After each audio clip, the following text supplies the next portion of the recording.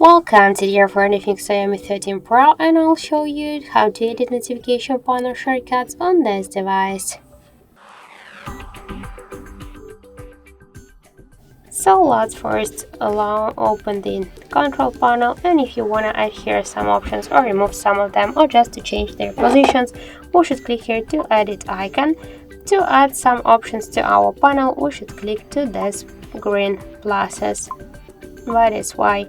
And just to remove some options from the panel, we should just click to this red minuses. To change the positions of the icons on our panel, we should just hold it and drag it by this swipe. Then just click to done on the right upper corner to save the changes.